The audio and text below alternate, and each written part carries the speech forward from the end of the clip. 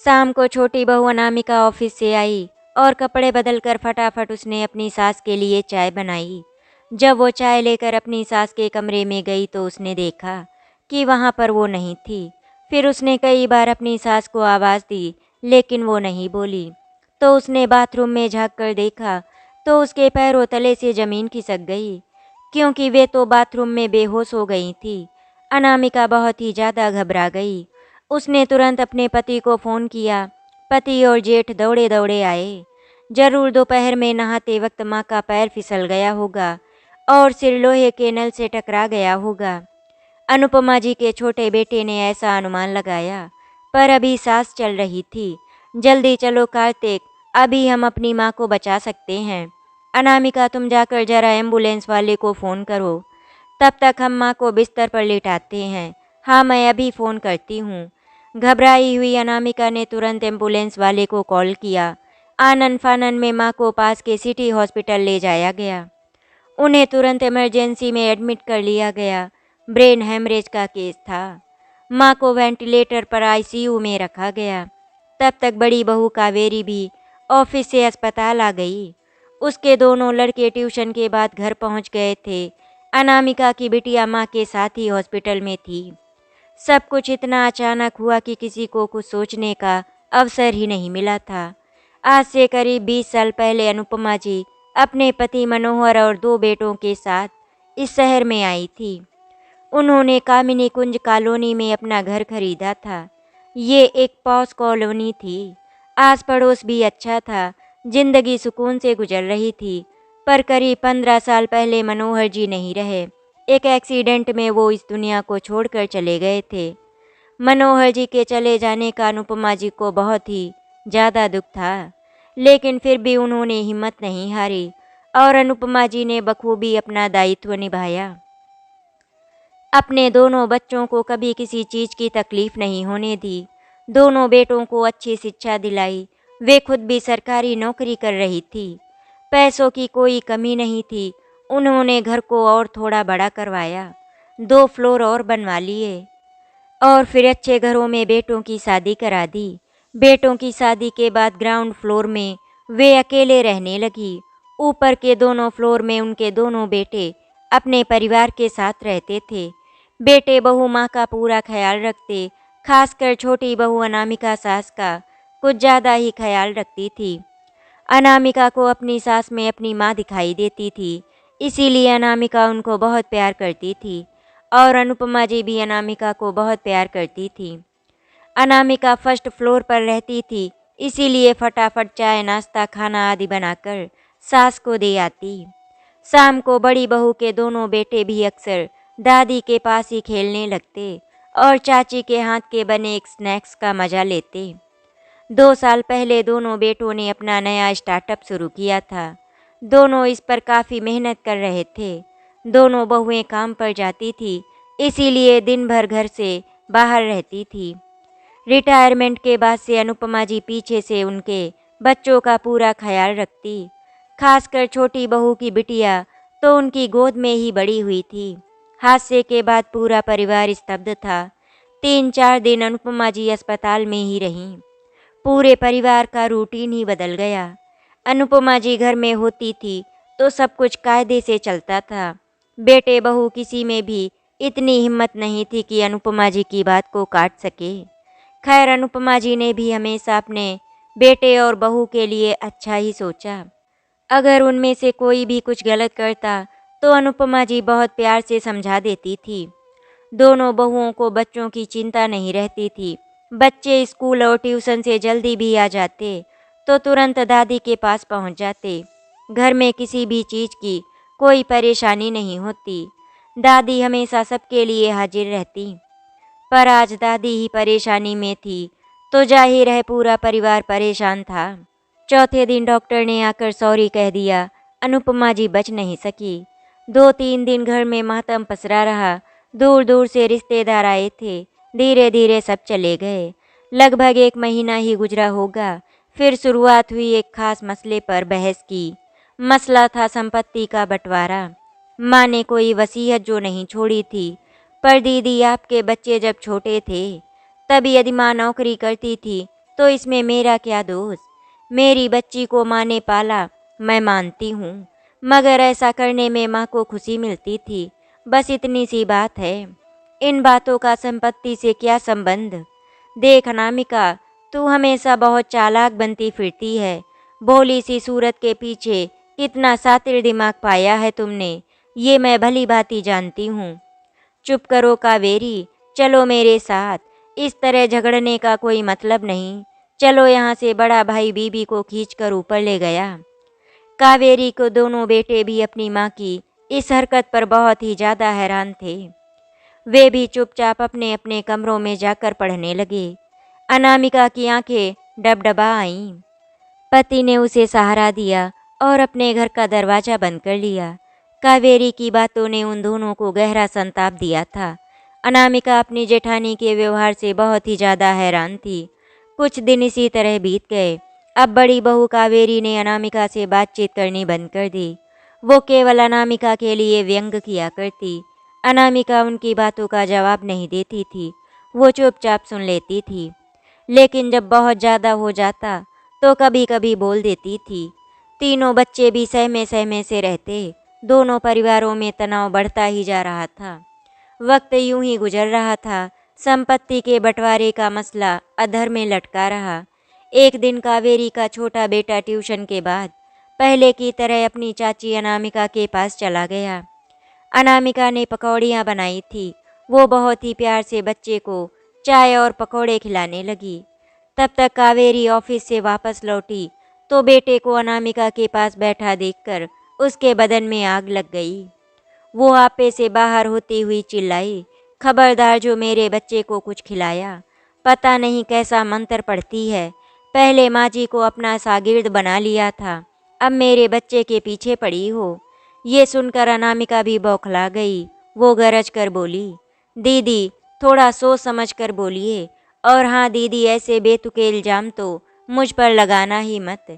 यदि माँ जी मुझसे प्यार करती थी तो इसका मतलब ये नहीं कि मैंने उनको कुछ खिलाकर अपना शागिर्द बना लिया। वे मेरे व्यवहार पर मरती थी, समझी आप। हाँ हाँ, छोटी सब समझती हूँ। तूने तो अपनी चाशनी जैसी बोली और बलखाती अदाओं से मेरे पति को भी अपने काबू में कर रखा है। तेरे खिलाफ अगर मैं एक शब्द भी बोल दूँ तो उनका पारा चढ़ जाता है और उल्टा मुझ पर ही चिल्लाने लगती हैं। तूने बहुत अच्छी तरह उनको अपने जाल में फंसाया है। दीदी ये क्या कह रही हो तुम? आपको कुछ समझ में भी आ रहा है या फिर ऐसे ही कुछ भी बोले जा रही हैं? मैं जेठ जी को भैया मानती हूँ और इतनी गंदी सोच रखती हो आप मेरे लिए? ओह, मैं जिंदा क्यों हूँ? ऐसा इल्ज़ाम कैसे लगा सकती हो मुझ पर दीदी? कहते हुए अनामिका लड़खड़ा कर गिरने लगी और उसका सिर किचन की स्लैब से टकराया और वो नीचे गिरकर बेहोश हो गई। कावेरी का छोटा बेटा घबरा गया। जल्दी से उसने पापा को फ़ोन किया। अनामिका को तुरंत अस्पताल ले जाया गया। डॉक्टर ने उसे आईसीयू में एडमिट कर लिया। अच्छी तरह जांच पड़ताल करने के बाद डॉक्टर ने बताया कि एक तो बीपी अचानक बढ़ जाने से दिमाग में खून का दबाव बढ़ गया, उस पर से सिर में अंदरूनी चोटें भी आई हैं। इस वजह से अनामिका कोमा में चली गई है। पर अचानक अनामिका का बीपी कैसे हाई हो गया? उसे तो कभी ऐसी कोई शिकायत नहीं रही। अनामिका के पति ने पूछा तो कावेरी ने सफाई दी, क्या पता, वो तो मैं नीचे गोलू को लेने गई थी, तभी अचानक अनामिका गिर पड़ी। कावेरी के पति ने टेढ़ी नज़रों से बीबी की तरफ देखा, फिर डॉक्टर से बात करने लगे। इधर अनामिका के पति के चेहरे पर हवाइयाँ उड़ रही थी। उसे समझ नहीं आ रहा था कि वो बीबी की देखभाल करे या बिटिया की। कैसे संभलेंगे सारे काम, कैसे चलेगा अब घर। इधर अनामिका की तबीयत को लेकर चिंता तो थी ही। तब देवर के करीब आती हुई कावेरी बोली, भाई साहब आप चिंता मत करो, मैं हूँ अनामिका के पास। जब तक अनामिका ठीक नहीं हो जाती मैं अस्पताल में ही हूँ। अनामिका मेरी बहन जैसी है, मैं पूरा ख्याल रखूँगी उसका। जी भाभी, जैसा आप कहें। देवर ने सहमति दे दी, मगर जब पति ने सुना तो उसने शक की नज़रों से कावेरी की तरफ देखा। वो जानता था कि कावेरी के दिमाग में क्या चल रहा होगा। इधर कावेरी किसी भी हाल में अनामिका के पास ही रुकना चाहती थी। वो दिखाना चाहती थी कि उसे अनामिका की कितनी फिक्र है। कहीं न कहीं वो पति के आरोपों से बचना भी चाहती थी कि अनामिका की इस हालत की जिम्मेदार वो है। वो बार बार डॉक्टर के पास जाकर अनामिका की हालत की तहकीकात करने लगी। अंत में पति और देवर कावेरी को छोड़कर चले गए। कावेरी रात भर सो नहीं सकी, इस चिंता में नहीं कि अनामिका का क्या होगा, बल्कि इस चिंता में कि कहीं उसे इस परिस्थिति के लिए जिम्मेदार न समझ लिया जाए। वैसे हॉस्पिटल का माहौल भी उसे बेचैन कर रहा था। अगले दिन अनामिका की हालत स्थिर देखकर उसे वार्ड में शिफ्ट कर दिया गया। अनामिका के अलावा उस वार्ड में एक बुजुर्ग महिला भी थी, जिसे दिल की बीमारी थी। महिला के पास उसका 18 साल का बेटा बैठा था। वार्ड में मौजूद महिला की तबीयत बार बार बिगड़ रही थी। रात में इमरजेंसी वाले डॉक्टर विजिट करके गए थे। उसकी हालत देखकर कावेरी सहम सी गई थी। अब उसे वाकई अनामिका की चिंता होने लगी थी। 2-3 दिन इसी तरह बीत गए। कावेरी अनामिका के पास ही रही, एक बार भी घर नहीं गई। उस दिन रविवार था। कावेरी ने अपने बेटों से मिलने की इच्छा जाहिर की तो पति दोनों बेटों को उसके पास छोड़ गए। कावेरी ने प्यार से उसके माथे को सहलाया और बोली, सब ठीक तो चल रहा है बेटे, आप लोग रोज स्कूल तो जाते हो ना? पापा कुछ बनाकर देते हैं खाने को। हाँ माँ, आप हमारी फिक्र मत करो, पापा हमें बहुत अच्छी तरह संभाल रहे हैं। रूखे अंदाज में बड़े बेटे ने जवाब दिया तो कावेरी को थोड़ा सा अजीब लगा। उसे लगा जैसे बच्चे उसके बगैर ठीक से रह नहीं पा रहे हैं और ऐसे में उसका मन बहलाने के लिए कह रहे हैं कि सब ठीक है। कावेरी ने फिर से पुचकारते हुए कहा, मेरे बच्चों, तुम्हारी चाची की तबीयत ठीक होते ही मैं घर आ जाऊंगी। अभी तो मेरे लिए चाची को देखना ज़्यादा ज़रूरी है ना। कितनी तकलीफ़ में है वो। मम्मी आप प्लीज़ ज़्यादा ड्रामा मत करो। हमें पता है कि चाची की इस हालत का जिम्मेदार कौन है। सब कुछ अपनी आंखों से देखा है मैंने। छोटे बेटे ने उसका हाथ झटकते हुए कहा तो बड़ा बेटा भी चिढ़े स्वर में बोलने लगा, कितनी अच्छी है हमारी चाची, कितना प्यार करती हैं हमें। पर आप, मम्मी आपने उनके साथ कितना बुरा किया। We hate you. कहते हुए दोनों बच्चे कावेरी के पास से उठकर बाहर भाग गए। कावेरी भीगी पलकों से उन्हें जाता देखती रही। उसके हाथ कांप रहे थे। दिल पर 100 मन का भारी पत्थर सा पड़ गया था। उसने सोचा भी नहीं था कि बच्चे उसे इस तरह दुत्कारेंगे। बिना आगे पीछे सोचे लालच में आकर उसने अनामिका के साथ ऐसा बुरा व्यवहार किया। कितनी जली कटी बातें सुनाई।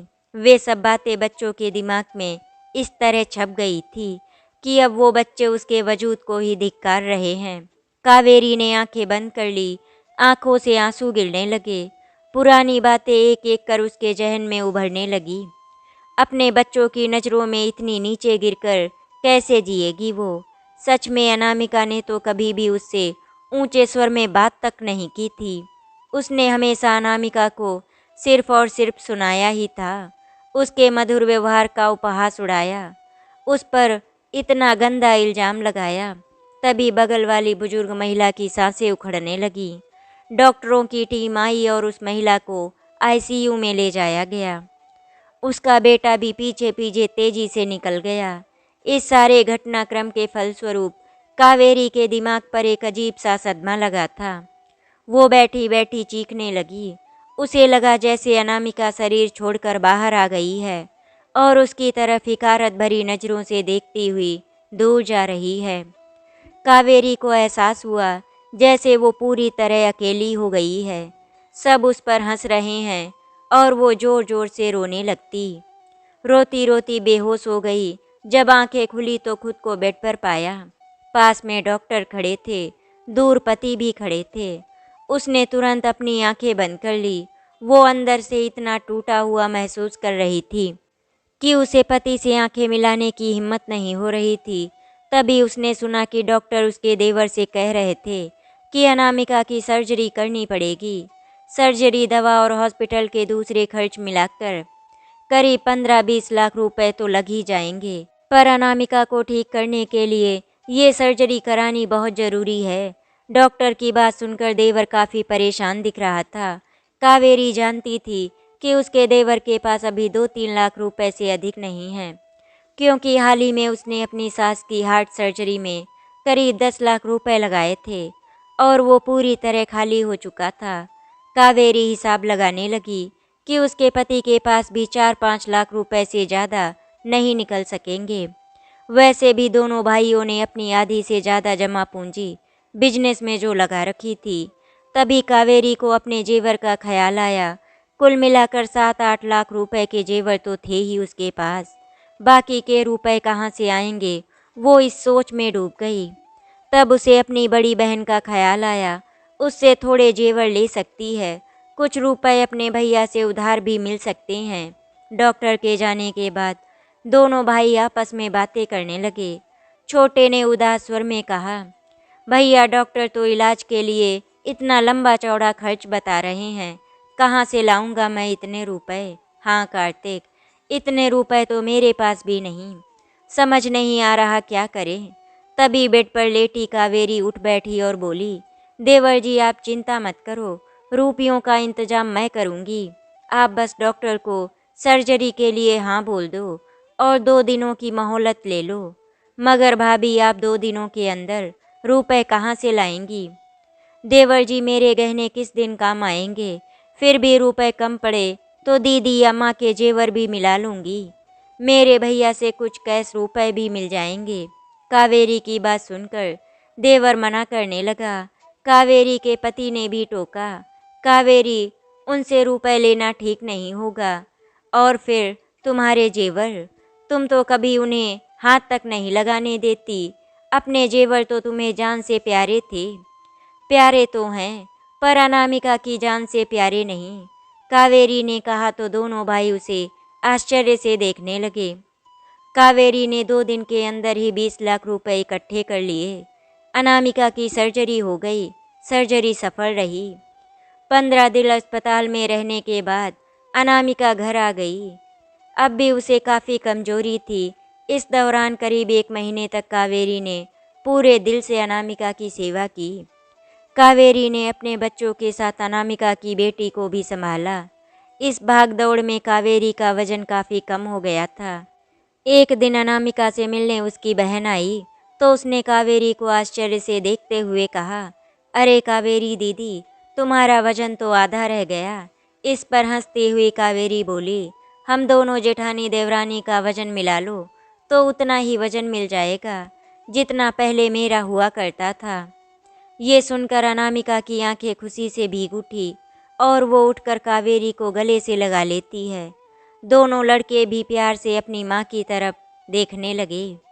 आज कावेरी को उसके पछतावे ने पूरी तरह बदल दिया था। आज वो जेठानी से अनामिका की बड़ी बहन बन गई थी। अनामिका के इस बदले हुए रूप को देखकर घर के सभी लोग बहुत ही ज़्यादा खुश थे। कावेरी अनामिका की बहुत अच्छे से देख रेख करती है और अनामिका बहुत ही जल्द ठीक हो जाती है। अनामिका ने कावेरी से कहा, दीदी मैं आपका ये एहसान ज़िंदगी भर नहीं चुका पाऊंगी। आपने जो मेरे लिए किया है वो मैं मरते दम तक नहीं भूल सकती। नहीं अनामिका, मैंने तुम्हारे साथ कुछ भी अच्छा नहीं किया। मैंने तो हमेशा ही तुम्हें परेशान किया। लेकिन हाँ, तुम्हारे हॉस्पिटल जाने के बाद मुझे अपनी गलतियों पर बहुत पछतावा हुआ और मैंने उसी का प्रायश्चित किया। दीदी, आपने मेरे साथ बुरा किया या अच्छा किया वो मायने नहीं रखता। मायने तो ये रखता है कि आपने बुरे वक्त में मेरा साथ दिया, मुझे अपनी छोटी बहन की तरह संभाला। मेरी सेवा करने के साथ साथ पूरे घर की जिम्मेदारी आपने अपने कंधों पर उठा ली। अनामिका ने ठीक होने के बाद पूरा घर-बार और बच्चों को फिर से बहुत ही अच्छे से संभाल लिया था और कावेरी वापस अपनी जॉब पर जाने लगी। कावेरी को शुरू से ही आदत थी, वो हमेशा देर से उठती थी, लेकिन अब कावेरी भी अनामिका के साथ ही सुबह 6 बजे उठ जाती और दोनों देवरानी जेठानी मिलकर चाय नाश्ता खाना पीना बना लेती। उसके बाद कावेरी अपने ऑफिस चली जाती। अनामिका अभी ज़्यादा काम करती तो थक जाती थी, इसीलिए कावेरी उसकी काम में मदद किया करती थी। सारा काम हो जाता, कावेरी ऑफिस चली जाती, उसके बाद अनामिका आराम कर लेती। इस तरह सबकी जिंदगी धीरे धीरे वापस अपने ढर्रे पर आ चुकी थी। लेकिन अनामिका ने अपनी जॉब से रिजाइन कर दिया था, क्योंकि वो वापस नौकरी नहीं करना चाहती थी। उधर दोनों भाइयों का बिजनेस भी बहुत अच्छे से चल गया था, इसीलिए अनामिका को नौकरी करने की ज़रूरत भी नहीं थी। उसने पूरे घर को बहुत ही अच्छे से संभाल लिया था। अब दोनों देवरानी जेठानी बनकर नहीं, बल्कि बहन की तरह रहती थी। कावेरी के पति और दोनों बच्चे अब कावेरी से बहुत ही प्यार करते थे। पूरा परिवार अब एक खुशहाल जिंदगी जी रहा था। लेकिन हाँ, अनामिका को अपनी सास की कमी बहुत खल रही थी, क्योंकि अनामिका अपनी सासू माँ से बहुत ज़्यादा जुड़ाव रखती थी। दोस्तों, कभी कभी ज़िंदगी में हमारे साथ कुछ ऐसे हादसे हो जाते हैं जो हमारी ज़िंदगी को पूरी तरह बदल देते हैं। आशा करती हूँ आपको हमारी कहानी अच्छी लगी होगी। अगर आपको हमारी कहानी अच्छी लगी तो वीडियो को लाइक एंड शेयर करें, चैनल को सब्सक्राइब करें। वीडियो देखने के लिए आपका धन्यवाद।